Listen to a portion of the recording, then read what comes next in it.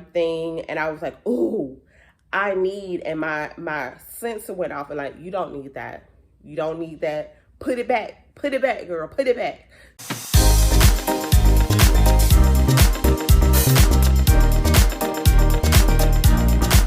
Hey everyone, and welcome back to Sweet Life at Home. I am yours truly, Cookie, and as always, I am so happy that you came back to my channel. So let's talk about last week right quick.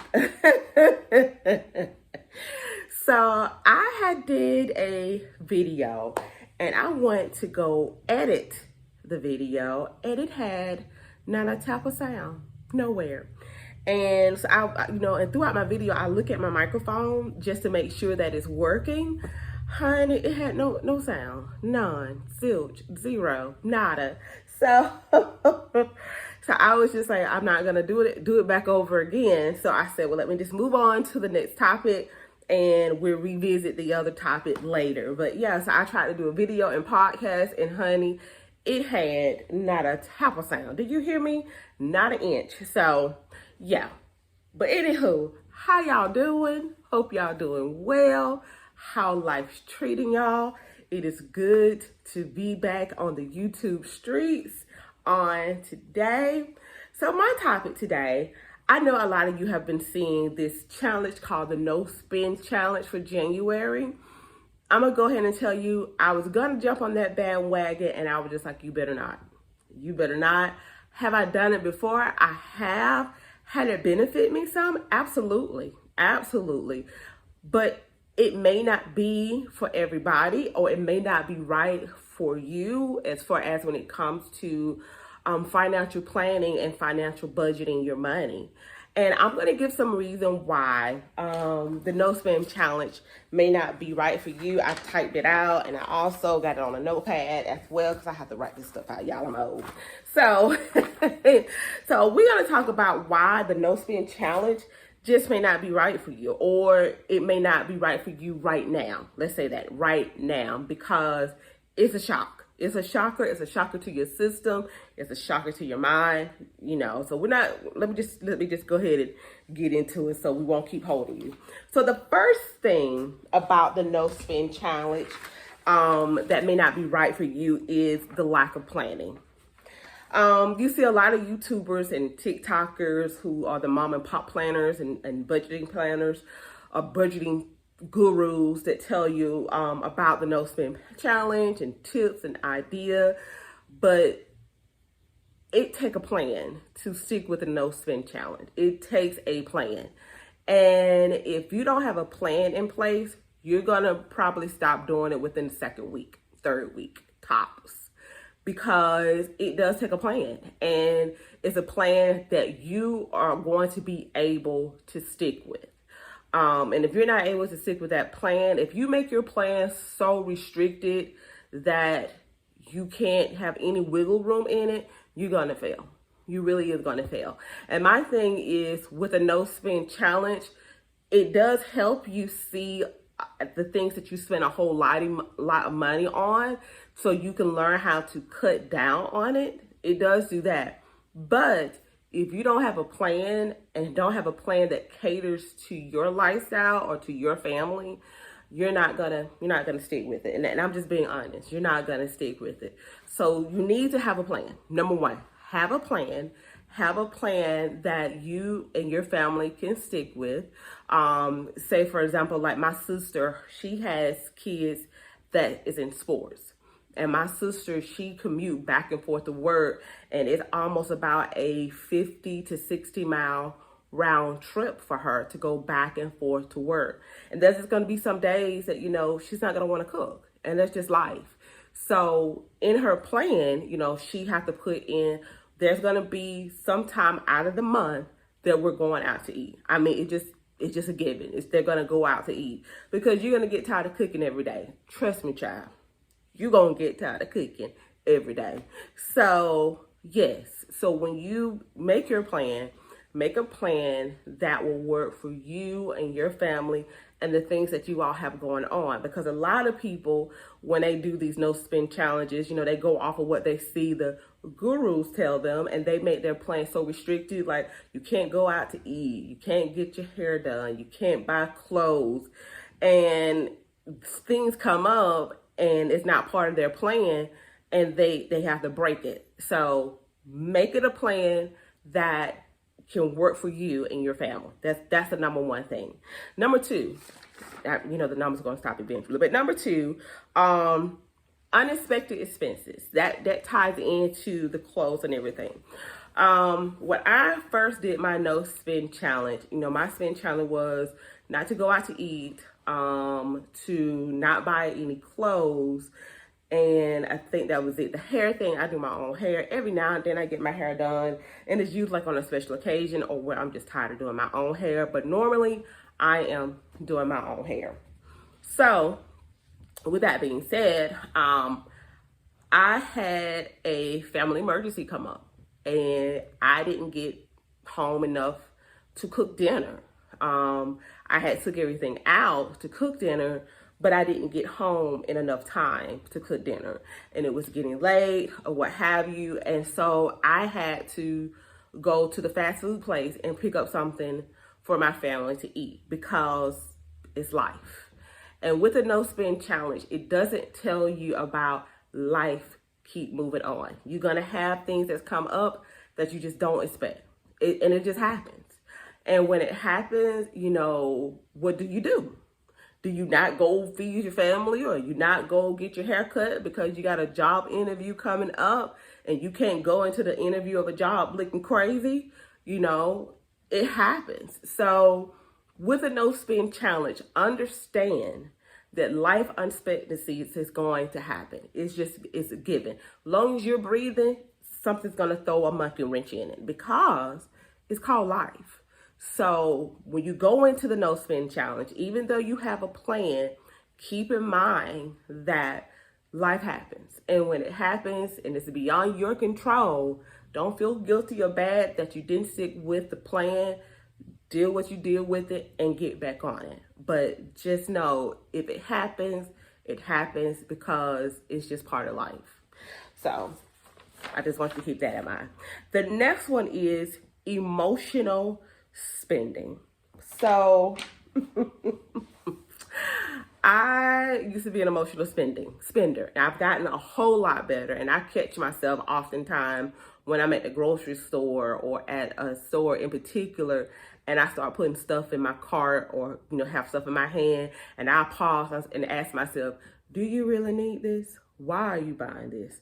What has triggered you to want to buy this item when this is not what you came in for? Because you hear people oftentimes, because I say it like I came in here for one thing and I'm leaving out with 20, you know, because it's emotional spending. And with this no spend challenge, if you do not have your emotional spending in check, you're going to have a problem. I can't lie to you. You're going to have a problem. The no spend challenge, it brings up things in you that you'll be like, oh my God, I did not know I had the problem. Am I the problem? Am I the problem? But yes, and with the no spend challenge, if you don't have your emotional spending in check, oh honey, it will be like fingernails to a chalkboard, because you have to learn how to get your emotion in check. So that's why that plan come in. Why you have to plan your no spend challenge, because it will cause you to have your emotional spending in check. It really does. It really does. And if you don't have it in check, that no spend challenge is not going to work for you within the first week. Because like I said before, life happens. And if life happens and the first thing you say, I need retail therapy, you're going to have a problem. You're going to have a problem. So the first thing you need to do is get your emotional spending in check. I would do a video about emotional spending, but yeah, get your emotional spending in check. Let me tell you about me. When I was, well, I still work. When I say used to work, I still work. But when I would get my paycheck, and I'm gonna bring y'all a little bit more closer so I can get a little bit more comfortable. That's better. When I would get my paycheck, my paycheck would be spent within 1 week, because of the mere fact of I was doing those cash advances from different apps and all that stuff because I would just spend. And I had no need to, but I just did. So this go around, when I got my last paycheck, I said, I'm not gonna keep spending money unnecessarily. I was just buying stuff, like stuff I didn't need, and this is the first time that I have not lived from paycheck to paycheck. Like, I still have money left over from my paycheck, and it's almost going into the second week, and I get paid the end of this month. So I'm shocked. I'm literally shocked that I have not overspent or had to go and get a cash advance or what have you. And that's because I checked my emotional spending. Like, I had went to Walmart for one thing and I was like, ooh, I need, and my sensor went off and like, you don't need that. You don't need that. Put it back, girl, put it back. So, so I put it back because I did not need it. And that's just because I'm aware of when my emotions are in check or intact, or it's something that's triggering me to want to spend. So get that intact first, write down. Honey, we're going to do a video on it because it's a lot that I can tell you about emotional spending. But the next thing is social pressure.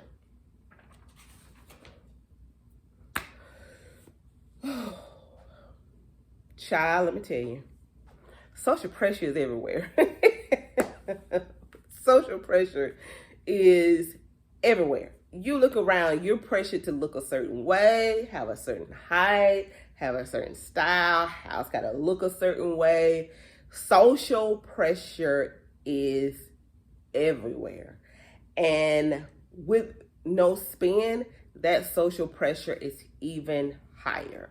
When you work a 9 to 5 and you got coworkers that's wearing new outfits, or you got them going out to lunch almost every day, you're coming to lunch with your same little lunch bag that you don't cook at home, and everybody going out to lunch together, and they asking you want to go out to lunch, you're like, no, I'm gonna stay at work. I brought my own little lunch bag, and you like, no, I can't go to work, I can't go out to eat because of social pressure with the no spend challenge. And it is common, it's normal, because you're trying to focus on not spending money, but you don't want to be the one that seems like you're an outsider. And I know we tell our kids, like, you should not fit in the crowd, be your own individual self.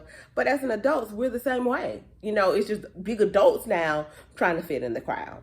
So social pressure would definitely cause you to spend money and cause you to break your no spend challenge, because you just don't want to be the outsider. In your mind, you're thinking, oh, they talking about me because I didn't want to go out to eat, and they probably think I'm funny acting.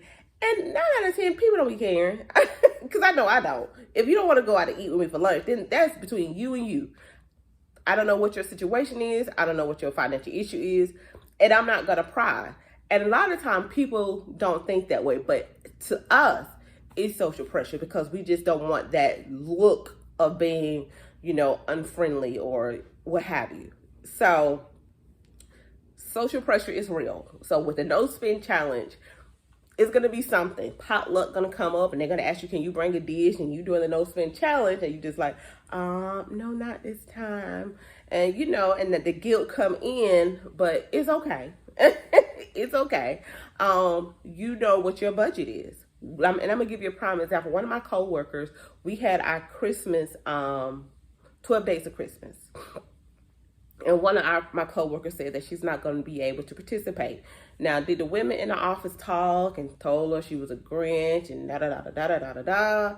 Yes, they did. But she did not participate. And I commend her, because you don't know what her finances is like. You don't know, what she can and can't do. She didn't do the Secret Santa. And I commend her, because your finances is one way doesn't mean everybody else's finances is another way. And that's when you have to have grace towards people. And that's just it. You just have to have grace towards people. And She did give everybody a Christmas card with a candy cane, and I thought that was just really, nice of her, because, she didn't participate in the other festivities, but she did give us a nice token of thanks for Christmas. So that's the thing, they're gonna, people gonna talk, but like I said, I wouldn't worry about it. But that social pressure of not spending, and you got life happening, is a thing. So it's okay. Saying no is okay. It's okay if, you just can't do it at that time. So the next one, and I got a whole list here, and I got another page, is limited income. So I'm gonna tell you why I put that on that list. When you're in poverty, it is hard to stick with no spending challenge. You get people on here that says, I worked my butt off out of poverty, so can you. But you have to understand, people don't have the mindset yet of coming out of poverty. The book that I was showed last week ago has opened my mind about the psychology of money. That book, if y'all haven't read that book, please read it. And there are some people who have abundance and still cannot stick with the no spending challenge. Look at the people that have gotten arrested for fraud, like Murdoch and all them. They have an abundance of money, and they couldn't control their spending habit. So if somebody that has abundance of money can't stick with it, can you imagine with somebody with a low income to poverty level trying to stick with the no spending challenge? Their main goal is trying to make it to the next day, and the day after that, and the day after that. So if you are in low income or low poverty, yes, it is going to be difficult for you. And I can definitely understand that, because in your mind, I don't have enough. Because who want to keep living in poverty? Nobody does. Absolutely nobody. And when you have lived from check to check, or when you have lived to the point that you don't feel like you have enough in life, you tend not to budget and spend your money correctly. And that was me. Now, do I make 6 figures a year on my job? Absolutely not. I've learned how to make do with the income that I have.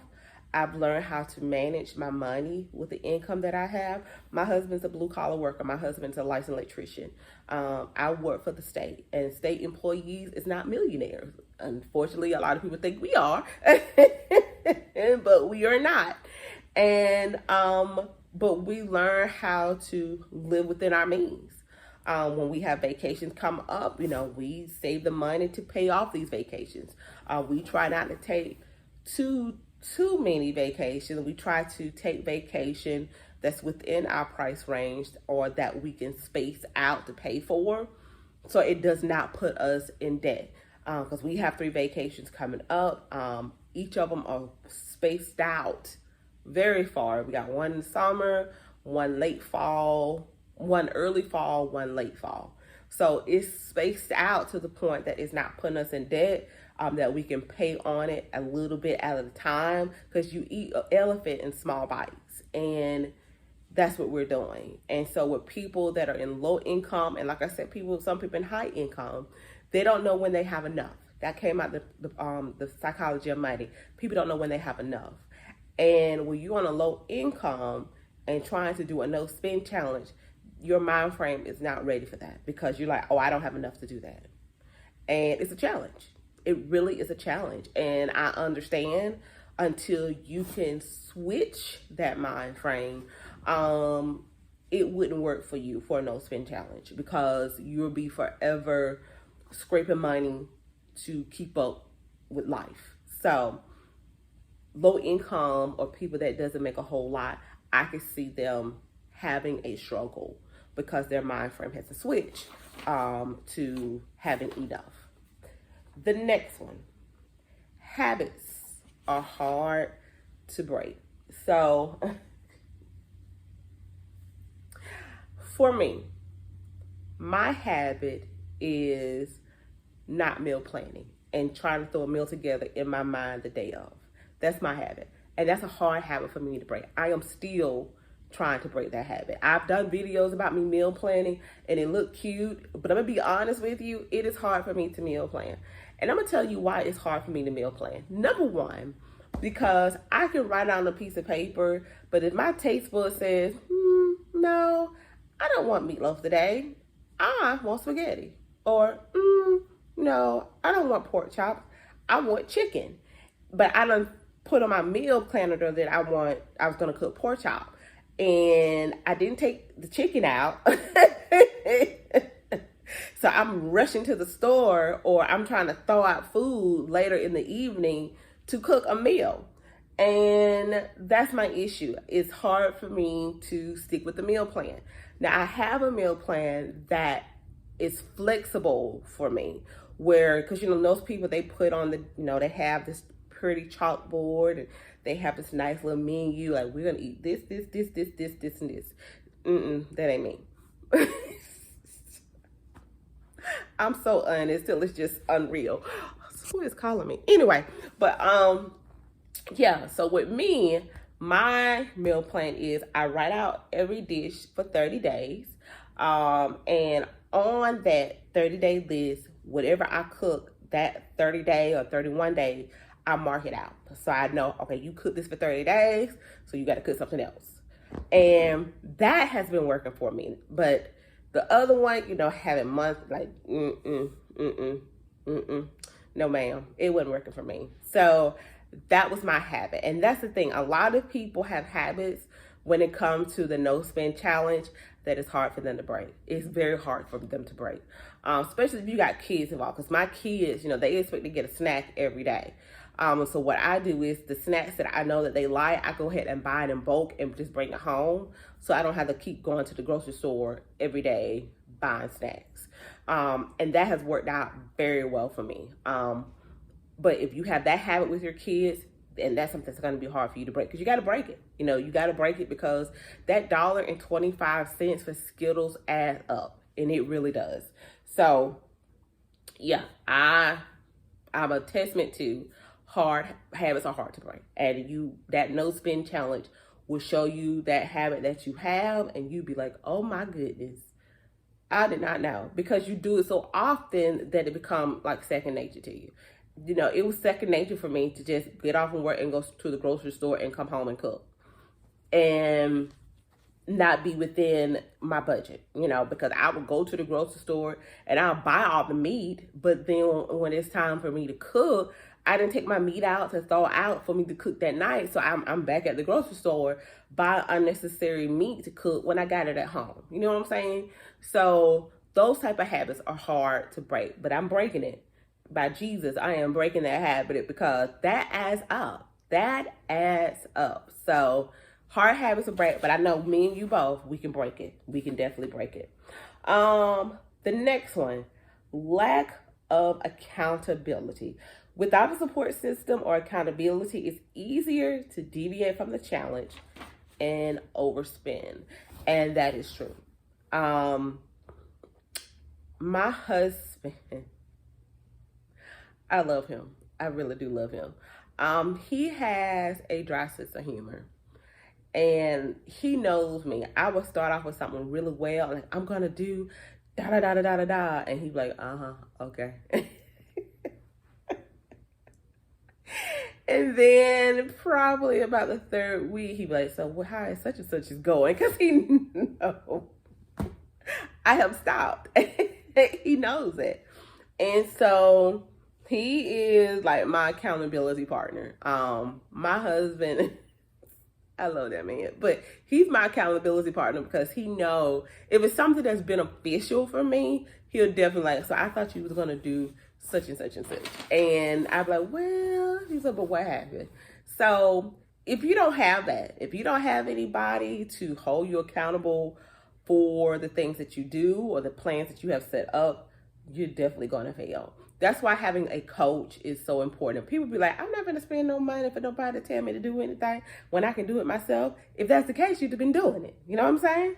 So having a coach on anything that you're trying to change in life is a good thing. It's so important to have, because when you don't, you won't I'm checking something here. When you don't, then you won't stick with it. And that's just the truth. You won't stick with it. And I know for me, I need somebody to hold me accountable. I know I need somebody to steer me into the right direction, because I will fall off a bandwagon in a heartbeat. And that's just me.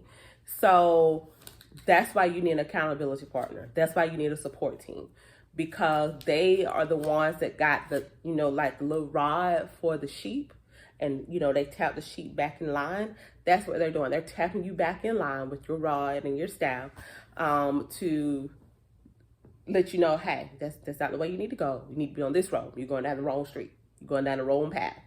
And if you don't have that accountability person, you won't stick with it. And I'm just being honest. You won't stick with it at all. So have accountability person that you can that will stick with you when you're trying to do this no spend challenge. Because especially when you're first starting out, it's hard when you're first starting. And I'm not going to lie to you. So, it's the easiest thing in the world. You can do it, just write it down. And it's the greatest thing. It is hard to do the no spending challenge when you're first starting. If you're doing it in January, February, November, whenever, it is hard because it brings up things in you that you didn't realize was something that was a negative. And who wants to see the negative side of them? Nobody, because you always want to see yourself in a positive. So that's why it's good to have a accountability partner or a coach or a family member or a friend to hold you accountable on your no spending challenge, to hold you accountable, to make sure that you're sticking with it, to making sure that you're monitoring what you're spending, keeping your emotions in check before you go out to spend, telling you have enough that you don't have to keep buying. You need somebody to hold you accountable so you can stick to it. And even though it may sound harsh and it may sound mean to you when they're telling you this, but when that challenge is over, the gratification that you get, like the month is almost over for me, and you can see how excited that I am not living from a paycheck to paycheck for the month of January, because that's not normal for me. And to see that in place, it's just like, wow. Who would ever thought I could do that? So that's why you need an accountability partner to keep you in check, so you can get that gratification at the end of the month to say, I did it. I did it by the grace of God. I was able to do it. The next one is, we just talked about this one, unrealistic expectations. Setting overly strict rules may lead to frustration and failure if they don't align with your individual circumstances. So we talked about that earlier, how your spending challenge need to be in line with your lifestyle. If you have a lot of activities going on with your family, then most definitely you need to make sure that your spending challenge is aligned with that, because that's going to be nice. You're not going to want to cook. If you're looking for a job and you say, I'm going to no spending challenge because I don't have a whole lot of income, and you get a job interview and you part on your no spending challenge, well, I can't get my hair cut. But you need a job. So those type of things, you need to make sure that you have aligned with your lifestyle, so you don't be so restricted that you're so miserable that you're going to end up stop doing it altogether. So set realistic expectation when you're doing this no spending challenge, because if you don't, you're going to hate yourself later. I'm telling you from experience, you're going to hate yourself later. So set up those expectations up front. Okay. The next one is impulse control issues. That goes back to habits are hard to break. I'm gonna give you an example. I hear people say this all the time, especially if you're a pantry person that has a pantry cabinet that you store all your stuff in when you go grocery shopping or what have you. And say, for example, because some people with their no spending challenge, which I think is absolutely crazy, but hey, you like it, I love it. Um, some people don't grocery shop during their no spending challenge. I don't know how they do that. I know I couldn't do that, but hey, okay. So, say for example, you're going to the grocery store and they have canned goods for um a nickel a piece. I know that's not gonna happen right now, but just go with the story, okay? Okay. So they're a nickel a piece for canned goods, and you're on the no spending challenge. And you're looking at, I need some canned goods. Mind you, you have plenty. You got canned goods in your pantry. You got canned goods in your coat closet. You got canned goods up under your bed. You got canned goods in your closet, in your bedroom. You got canned goods everywhere. But because they are nickel a piece, your mind say you can never have enough canned goods. And that impulse come in and you buy all these canned goods, and now you got to try to find somewhere to put all them canned goods. Now, that's not my story. Let me go ahead and tell you, that's not my story. I ain't got canned goods like that. But I know people who do. Or, couponers. Couponers are sometimes can go to the extreme of buying stuff that they don't need. You remember that show that used to be called the Extreme Couponer or something like that, and you had women buying cat food and dog food, and you didn't see a cat or dog nowhere, but because it was part of their coupon, they bought it to help with a discount. That's impulse, because you're buying stuff and you don't need it. You don't need it, but you're just buying it. And that's the issue with this no spend challenge. It impulse buying, because you haven't spent no money and you see something you have no use for it, you don't need it, you got an abundance of it, but you just say, oh, I just need it, I don't have enough. Remember that, enough. And you're spending it and you don't need it. So that is an issue with no spending, because when you're so used to buying stuff at a whim and you have to catch your emotions, you will fail, because you can't control that emotion or that impulse. So be careful when you're out there and you see these sales. And I'm gonna tell you about me. I love the pickup option with Walmart and Kroger, because it eliminates a lot of that impulse buying for me. Now let me put a plug in it. Now, do I scroll off sometime in other areas on their website? Absolutely. But when I see that price down there, and I be like, oh honey, I wasn't trying to spend $300-400. Let me start taking some of this stuff off. Because when you can visually see how much money you're spending, oh, it's a whole nother level for you. It is a whole nother level. And that's why I love the pickup shopping, because I can visually see. Because when you're in the grocery store or at Walmart or Target, you can't visually see how much money you're spending until you get to the register. And then you don't want to hold up the line, so you just go ahead and buy it and be like, Lord, how in the world did I spend this much money? But when you can visually see it before you buy it, it curbs that impulse spending every time. For me anyway, because I can be on Walmart and I put about 200 or 300 things in my Walmart cart and be like, wait a minute, I'm not trying to spend all this money. And so I started taking stuff off, because I know what my budget is. I know what I came to buy. Let me stick what I came to buy. So that's one thing you can do to control your impulse spending, is do the pickup option, so you can visually see how much money you're spending, and to stop yourself and say, this is not what I came to get. Let me put it back. The next one, inadequate motivation. Without a strong motivation or person behind the challenge, individuals, may lose interest and abandon the goal. How long is it? Honey, we in this video, honey. Okay. Anyway, when you have inadequate motivation, you don't have the motivation to do the most spend challenge. Like, you start out strong and you don't have your motivational statement or your statement of why you're doing the no spend challenge, you will quickly stop doing it. My motivation for the no spend challenge was to not go from paycheck to paycheck, to stop getting those cash advance loans. That was my motivation to the no spend challenge. And when January ends, and if I don't do another cash advance loan, I have met my goal. That was my motivation, to no longer go from paycheck to paycheck, to learn how to live within the means that I have, and to tell myself I have enough. That was my motivation. And if you don't have a motivation or a statement of reason of why you're doing the no spend challenge, then you're not going to do it. You're not going to do it. Is your motivation is to save up so much money within a year? Is your motivation to save up money for a vacation or Christmas? Or is your motivation to have a nest egg for emergencies?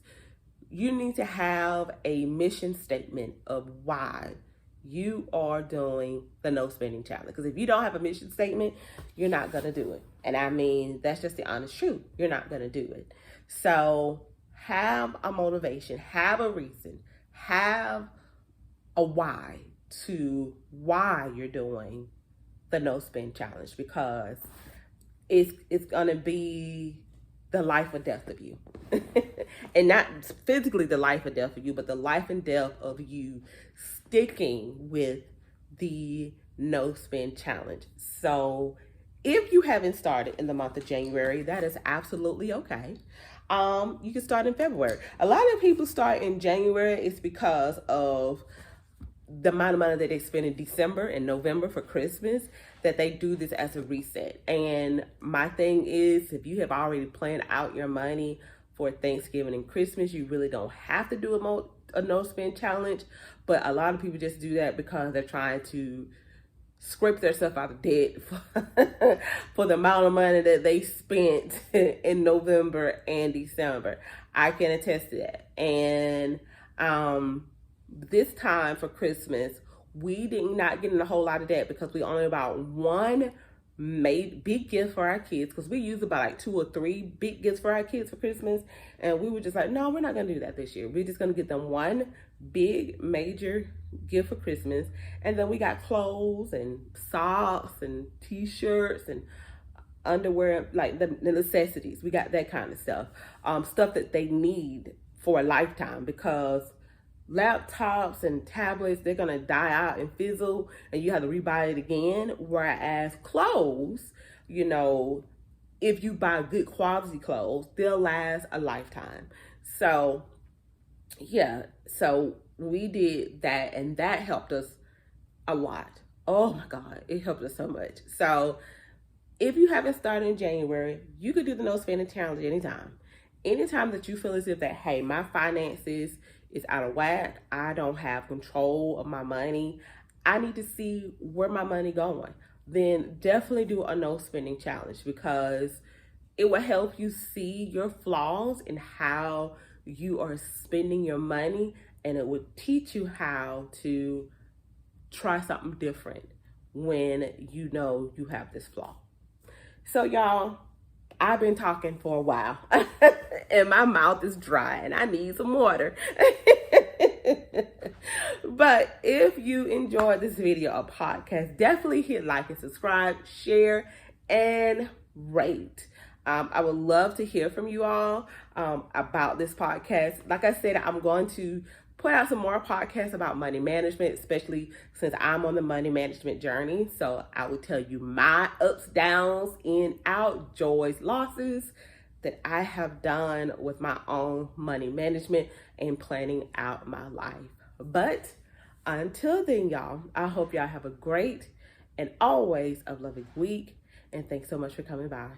Bye, y'all.